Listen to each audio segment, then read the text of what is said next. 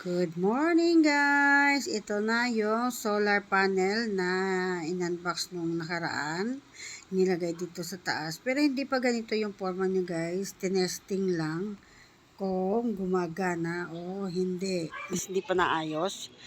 Bababa tayo, ipakita ko sa inyo yung kung ano yung nagagamitan ng solar.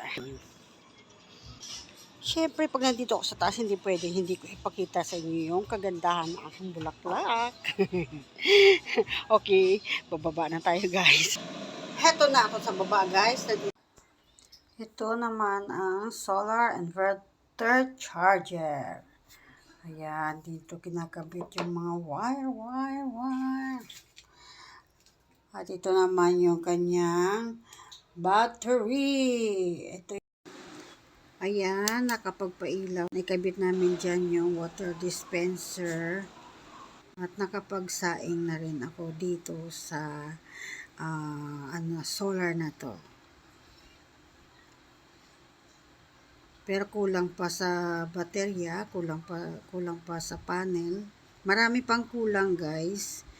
Unti-unti lang itong project na ginagawa ng mister ko. Ayan lang guys. Thank you sa panonood. Bye-bye!